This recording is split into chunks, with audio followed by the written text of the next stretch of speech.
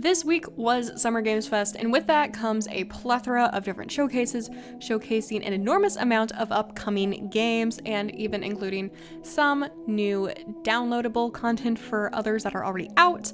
So today, I went through all of them and wrote down 35 that I thought were interesting enough to put on a wish list, or at least put on here. So I just went through, scrolled through. These are in the chronological order of when the showcases were. A lot of these games were actually put in a secondary showcase. So some games will be listed in, say, State of Play, but they also might have shown up in Summer Games Fest or Frosty Fest. They're just going in the first one that I found them in. So the first showcase that I went through and wrote stuff down for was the State of Play. This is the PlayStation one, and I have 5 from this one that caught my eye. The first one is Digimon Story Time Stranger. So I am someone that has never been into the Digimon franchise, but I want to. As a Pokemon for Life kid, I really only stuck to Pokemon and I didn't know anything else. But as I've gotten older, I want to branch out to other classic monster catching-esque type games. And that started with me actually getting the Yokai Watch games on DS that are still sitting on my shelf. But since I can get Digimon games on Steam, I might have a better chance of actually playing them. So this is a new one, and I am just looking forward to it. The story in the short trailer did catch my attention, and I don't need a whole lot to try and get into a franchise if it looks kind of cool. So I'm actually looking forward to trying out a Digimon game. I do have some others wishlisted in Steam. If you are a Digimon fan and you have recommendations for a order or first Digimon game that I should play, drop it down in the comments because I know absolutely zero about the franchise and would very much appreciate the help. The second one is Hirogami, and it is an origami looking game. It is a 3D platformer with a beautiful art style. And it just caught my eye because it seems like a game that I would play during my childhood or in my teenage years. And the really cool thing about this is as I was looking through Steam's Next Fest demo recommendations, I actually found Hirogami. So I will be playing it during the Next Fest to see if it deserves a spot on my wish list. I have a feeling that it will because it just looks really fun. I love puzzle platformers. They are like my nostalgia bait. So I have decent hopes for them. I try not to have high hopes for things so I don't get disappointed. Next is Pragmata. It is one of the few Capcom games that were seen during these showcases, and I really like Capcom. It is a company that I am trying to slowly work through their titles, much like Atlas, and I just really like their gameplay. Like their Monster Hunter games, I think the mechanics and everything are quite good. So this game that includes a sci-fi type setup with a world where you are a spacesuit clad man, and you are on what looks like a ship or maybe a robotic type planet, and you are accompanied by a young android girl who has some pretty cool powers to help you deal with the robots that are trying to murder you. Overall, this just piqued my interest, and seeing that it's from Capcom, I am pretty confident that it is going to have mechanics that feel good to play, so I am looking forward to see more from Pragmata. Next is something that my friends wouldn't expect from me, because I'm a baby, but Silent Hill F. I've never played any of the Silent Hill games, but I want to get into horror games even though I'm a child, I'm a baby, but this seems like it might be something I can handle. Now I like to say, my badge of honor is I played through Outlast all the way, didn't quit, didn't cry, screamed a little, jump scares get me. Will admit, screamed a few times. But I got through it, I didn't cry, and this game, I can still see, for the most part, the trailer made it seem like lighting won't be an issue, it won't be like pitch black, so I think that's good for me. And also, it seems like the monsters more come at you instead of jump out and try and like scare you, because jump scares, they get me every time. But I feel like the style that it was more head-on, I feel like I can handle that. And plus, people were saying that it feels like the classic Japanese horror games, and since I was born in 99 and didn't have like retro, what are considered retro now, consoles growing up, I never got to experience that, and I feel like I missed a huge part of gaming culture, and I kind of want to try and experience that. So I do kind of want to play this spin-off. Let me know. Should I play Silent Hill? I think Silent Hill 2 or something's on Steam. Not quite sure. let me know. I hear that this game looks different based on what commenters said. So let me know. And last from State of Play is Sword of the Sea. Now, I like any kind of cool concept tossed into the game, and surfing over land is one. It is kind of like Star Overdrive. That is the reason that it caught me, and I think Star Overdrive was seen in this showcase somewhere, but I didn't write it down. But the gameplay, it looks pretty nice, and the art style was kind of captivating. Kind of want to give this a chance. It looks like you surf through land and solve puzzles. Very nice, very up my alley. And so that is actually it from State of Play. Now, the next one that I checked out was the classic Summer Games Fest showcase, and I snagged 6 from here. So the first one was Onimashu Way of the Sword, our second Capcom game to see the light of day here. And it's getting added to the wish list. Now, there's a lot of games that have swordplay, like Ghost of Tsushima, stuff like that. They all look quite similar. You get a swordsman with like a katana or something, and you go through hack and slash monsters, defeat big boss, get really good story.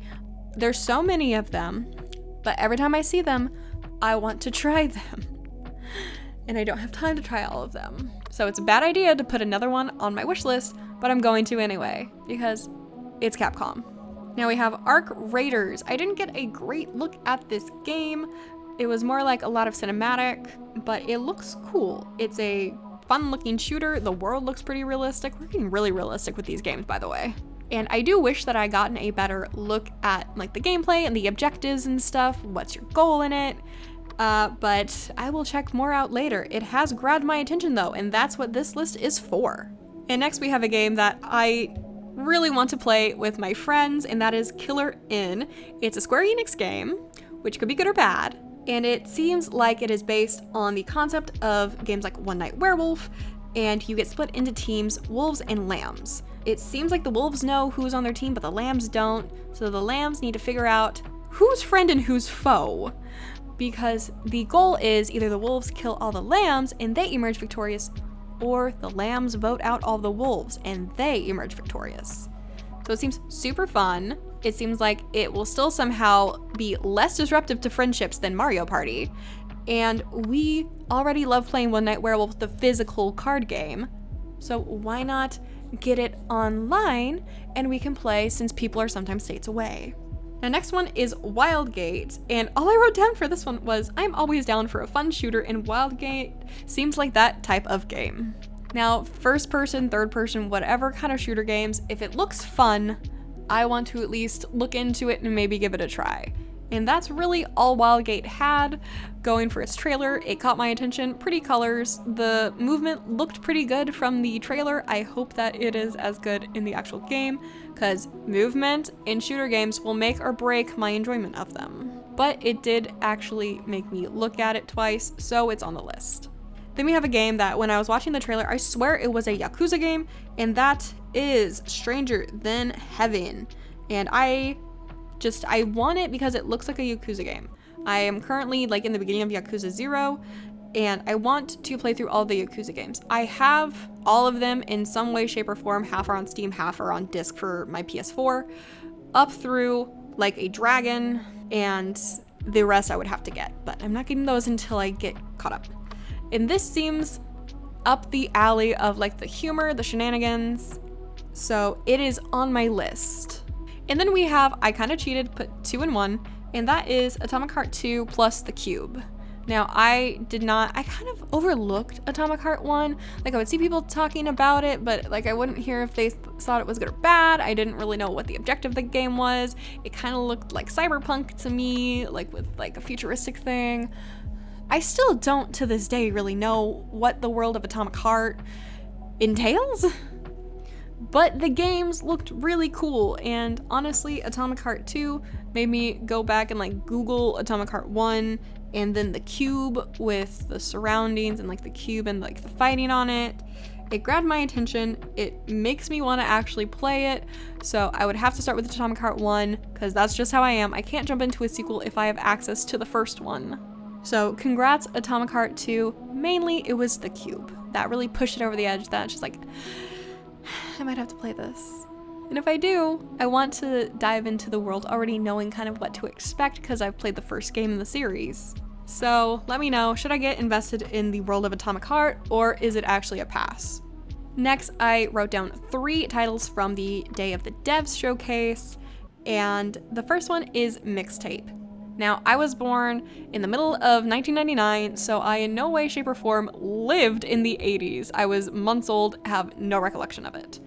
But I really love the hit of nostalgia that I get when I see games that incorporate the vibes and feelings of teenagers or young adults living in the 80s and 90s. And that is what this game is. I just want to see people trying to live their best summer before they inevitably get separated due to college or becoming a quote-unquote adult and not having time for fun or their friends. Plus, the music that they played really grabbed my attention. Good music will get me every time.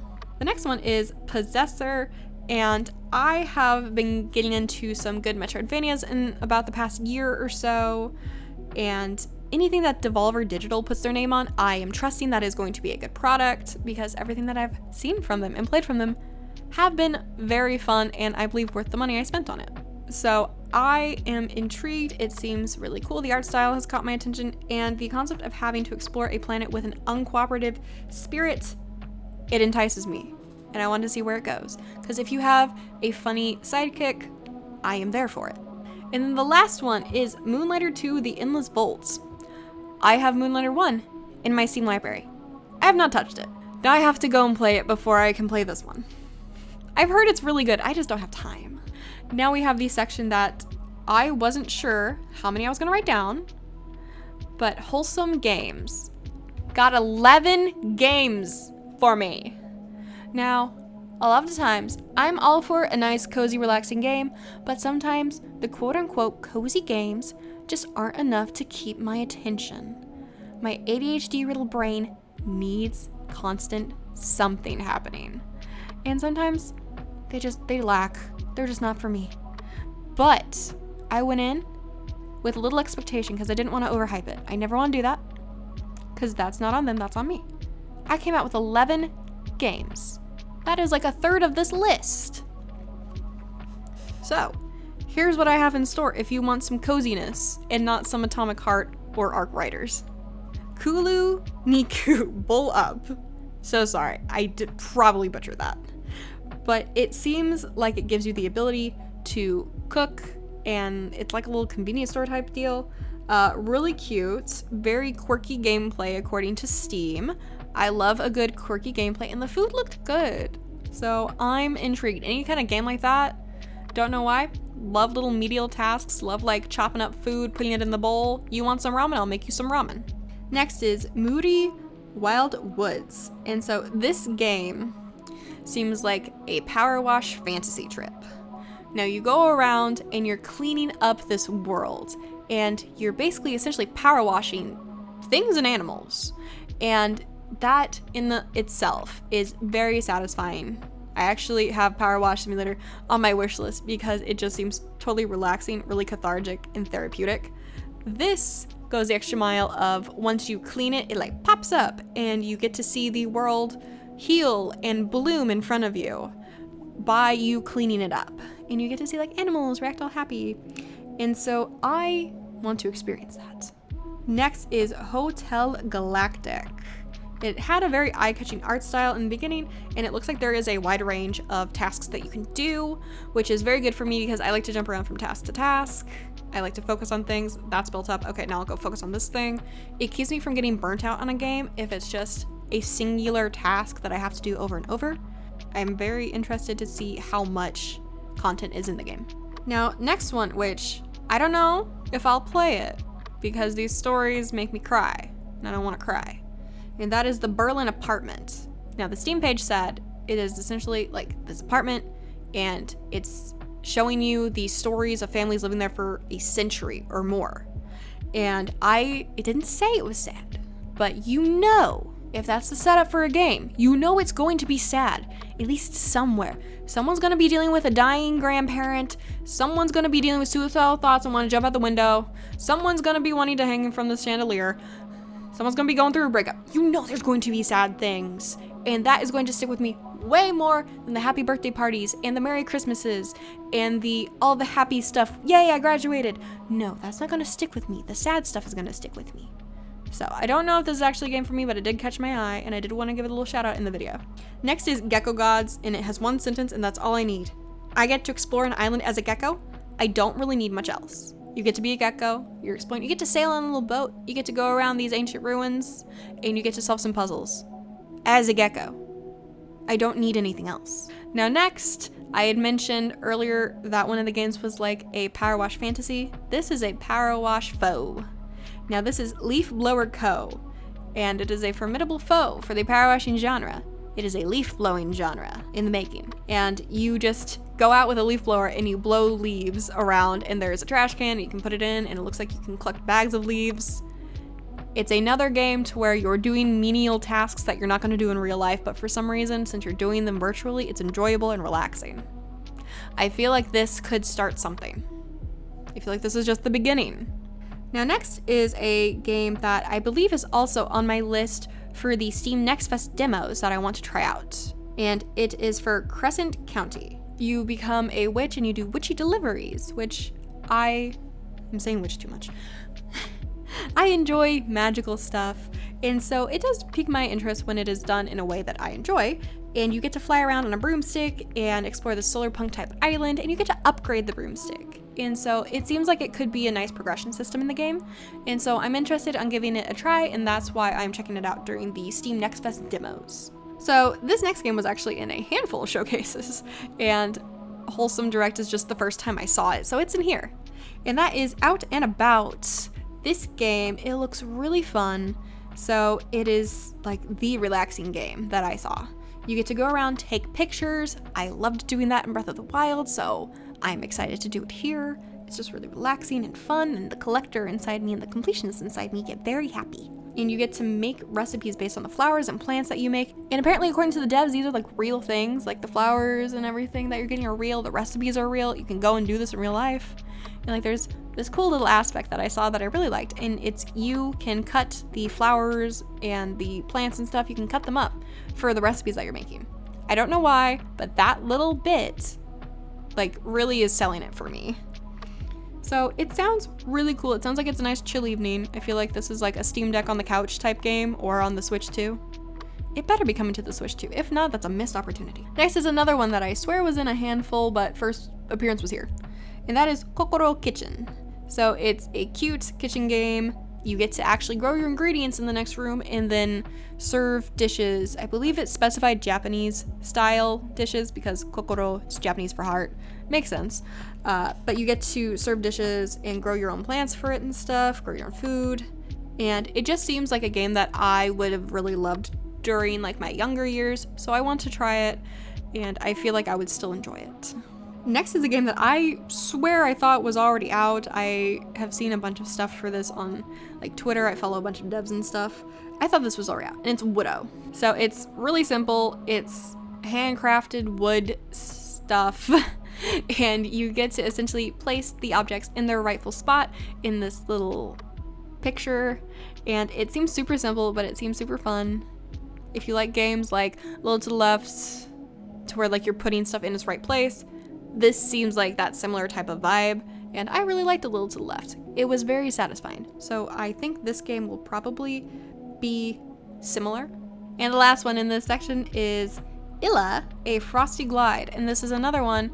This was actually kind of iffy for me. I wasn't sure whether I wanted it on the list, so I decided to put it on here anyway, and I did manage to find the demo for it. It is happening during Steam Next Fest, so it's also on my list of games to try out, to figure out if it truly deserves a spot on my wish list. Now this, it's kind of a, is it voxel maybe style? I'm actually forgetting, but it looks like it is like a platformer and you're maybe delivering stuff. It is another witch game. I don't know. I'm in the middle right now, so I don't have much to say on it. My say is go and try the demo. Pull it up on Steam and see if it looks like a game that you might like. I'm right in the middle. I don't know. So that is all for the Wholesome Games Showcase, and the next is the Southeast Asian Games Showcase. I only have 3 from them, so this one's a bit lackluster. But first one, kind of cheating. It's Urban Jungle. I already played it. I actually played all of it on Steam. It was about 4 hours. Played it on stream, actually. And yeah, it was really good. I really enjoyed it. And I think people should play it. So I did want to give it a little shout out. But yeah, if you want, I have a whole review and I have a 4-hour stream of me playing it. So if you want more information, go check that out.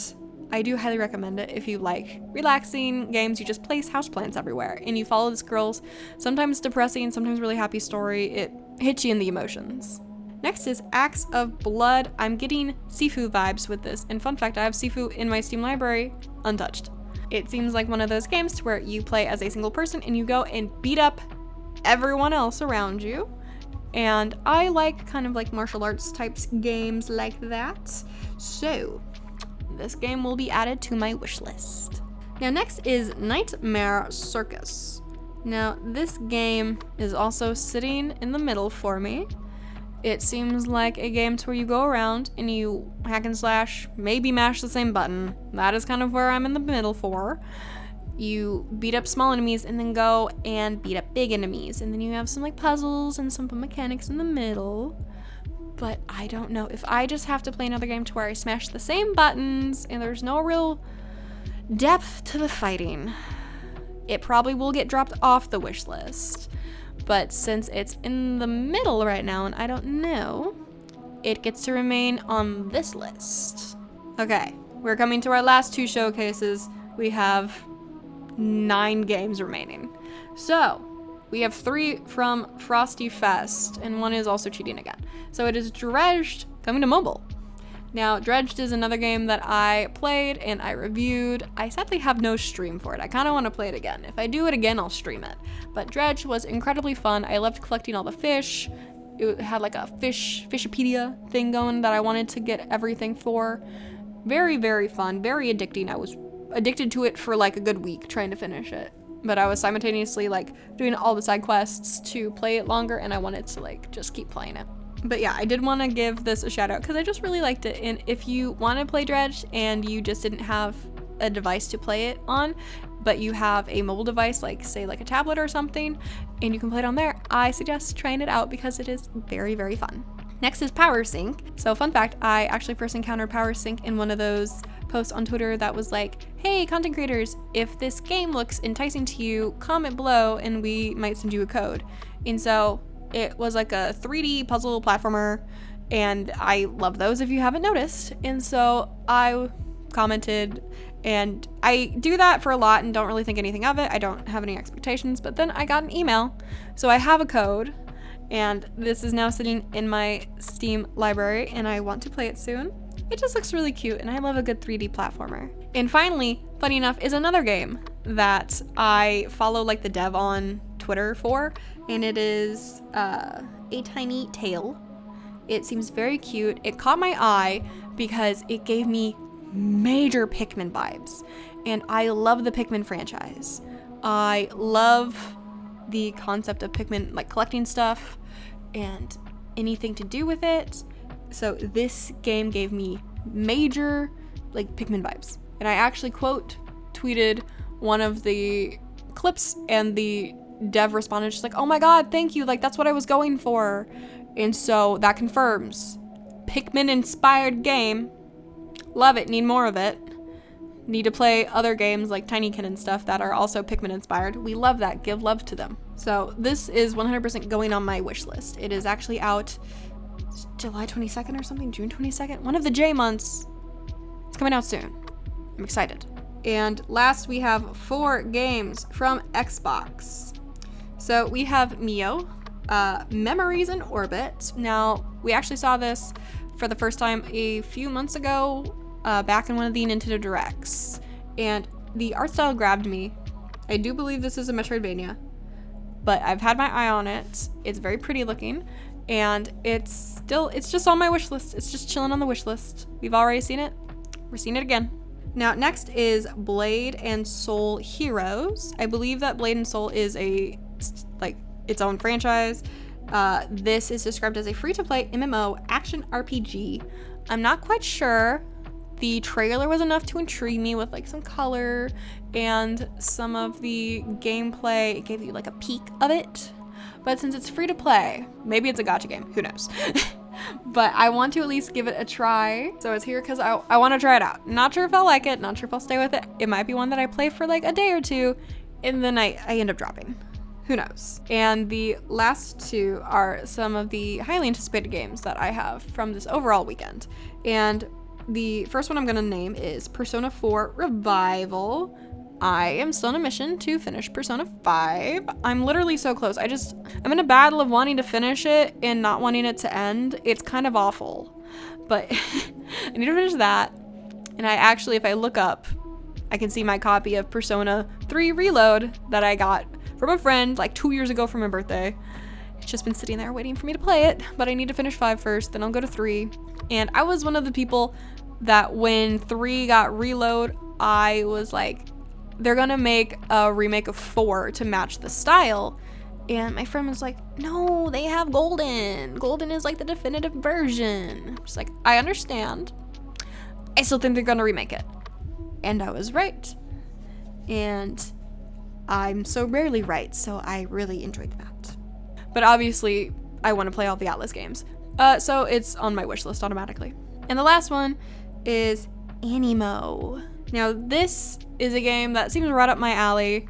It is adorable with its art style. It is a monster catching game. I love those. And you get to like become the monsters. And I need it. Now, when I tried to look up more information, because I saw actually a IGN tweet about the game, it was like the trailer, and I'm just like, this looks so cool. And they had typoed in it. They forgot one of the I's. There's 2 I's in the name. And I looked and I'm just like, I can't find this. It's leading me to something else. And then I eventually found the original like account for the game. I saw its tweet. I'm just like, oh, that's what it's called. And so I looked it up and it says free to play coming in 2026. So I'm wondering if maybe it's a gacha game because you had like the 4 characters on the side. I don't know. It gave me a vibe to where it could be a gacha game, but it also could just be a monster catching game with microtransactions in it. Because what game is truly like free to play nowadays? But either way, I need to try it. That is one of my most anticipated games coming from this showcase. And I really hope that it comes to just like PC. It didn't say Steam, so maybe it's coming with its own launcher, but I don't have any Xboxes. So I need these games to not stay on Xbox forever. But yes, this was 35 games in under 35 minutes. So this weekend had a bunch of games that added to my wish list. My wallet is crying. But let me know, what games did you put on your lookout list, your wish list? What games caught your attention from this weekend? Because boy, was it a good weekend for gaming, but a bad one for our wallets. So that's going to be it for me for today. Thank you everyone who watched. I hope that you got something out of it. Maybe added a game to your list that you had overlooked on accident, or maybe you just wanted to see if my list was your list too. So give me a thumbs up if you thought I did a good job in this video, and if you want to go the extra mile, hit subscribe. It makes sure that you don't lose me in the sea of YouTube content. And if you like my stuff, go and check out the rest of my content on the channel. We have edited videos here, and we also have live streams. So check those out if you like, and if that's it, I hope to see you again in a future video. Bye guys.